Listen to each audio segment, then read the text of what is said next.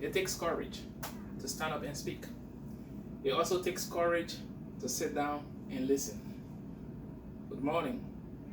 I am Specialist Musa. Today's briefing is about the leader and the NCO leader. The overall classification of this brief is unclassified. And the purpose of this briefing is to educate you on the legal responsibilities, limitations, and authority that the NCO has, and when and how to apply or exercise that authority. Risk assessment is low. My left, your right is the exit, so just in case of fire accident, you go through that exit and proceed to the parking lot. Now, our agenda for this briefing, we have the introduction, duties, moral obligations, responsibilities, authority to apprehend, then summary, and I will take questions at the end of this briefing. So just hold on your peace. Here, we move to our introduction. The NCO Corps has always been the source of leadership and guidance for the lower enlisted soldiers appointed under them. The task or duty being performed limits the authority of leader to whom it is assigned.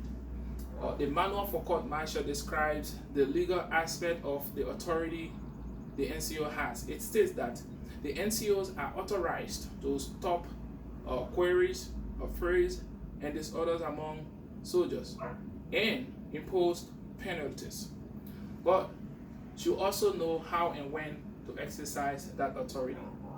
Now, it brings us to our key terms. What are our key terms in this briefing? Legal and leader. Legal means permitted by law, and leader is anyone who inspires or influences people to accomplish organizational goals. That's what a leader is. And for leaders, what are their duties? But here we say duty is something that you must do by virtue of your position and is a legal or moral obligations. For example, it is a supply sergeant's duty to issue equipment and keep records of the unit supplies. And duty has been classified into three types. We have specified duty, directed duty, and implied duty. So we go first with specified duty. We say, what is specified duty? Are those related to jobs and positions, and directives such as the Army regulation. We talk about Department of the Army General Orders, the Uniform Code of Military Justice (UCMJ), and MOS job descriptions. For example, AR 600-20 says NCO must ensure that their soldiers get proper individual training and maintain personal appearance and cleanliness. Now, the next one is directed duty.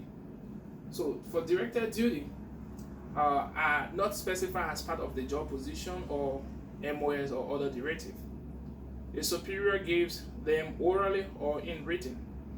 Directed duties include being in charge of quarters, CQ, or serving as sergeant of the guard, or staff duty officer, or NCO, or let's say company training NCOs, where these duties are not found in the organization chart. And now we talk about implied duties. We say implied duties are often supported by specified duties, but in some cases they may not be related to the MOS job position. So these duties may not be written but implied in the instructions. For example, while not specifically directed to do so, you hold in-ranks inspections daily to ensure your soldiers' appearance and equipment are up to standard. That's implied. And now we move to their moral obligations. Today in the Army, NCOs consider the law when they are doing their duty to their soldiers. But some NCOs disregard the law and do what their moral compass tell them to do. Both statements can be right, but only one is correct.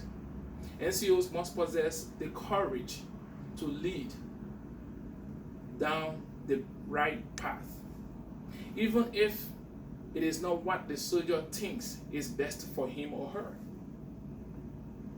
That is our moral obligation. General George Patton once said, "Courage is fear holding on a minute longer." No matter what situation emerges, obeying the law and having the courage to act is the only correct choice. Making that choice, even if it makes other soldiers unhappy, is what separates the good from the great. Now let's talk about the responsibilities of an NCO. Responsibility is being accountable for what you do or fail to do. The NCO has two basic responsibilities: accomplishment of his or her mission and the welfare of his or her soldiers.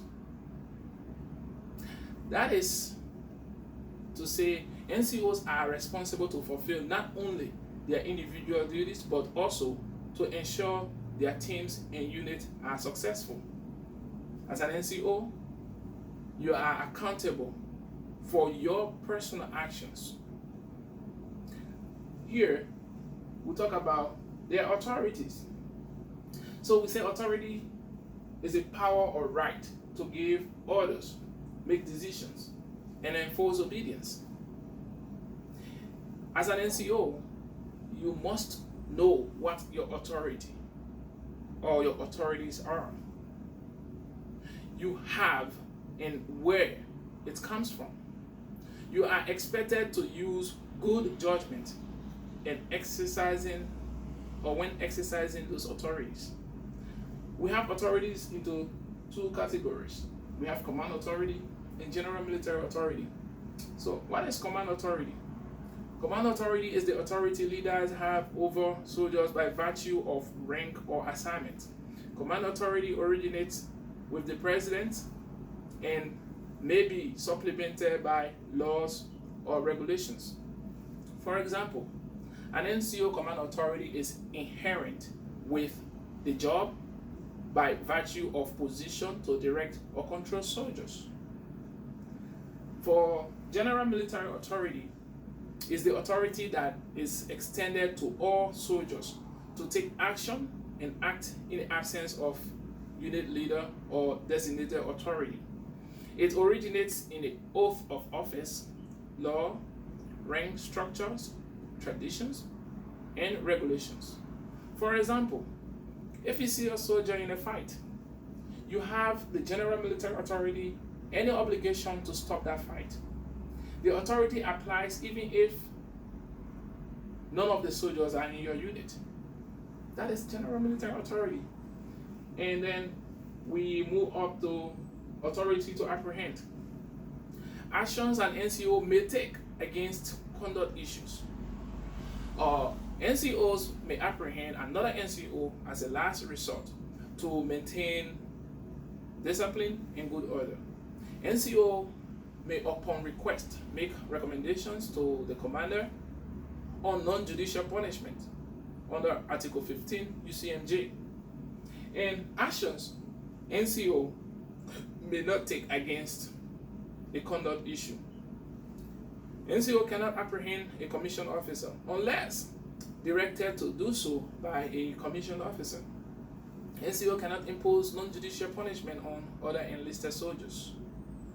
With that being said, in summary, we talk about duties and types and how they are applied or classified. We also talk about the moral obligations within the legal realm. We talk about responsibilities that NCO has. And we also talk about authorities and their types and how and when to apply these authorities that the NCO has. Ladies and gentlemen, is there any questions? All right, if there is no question, we'll conclude by saying the NCO has their legal responsibility and it also has their limitations and their authorities and how and when to apply the authority that they have. Thank you.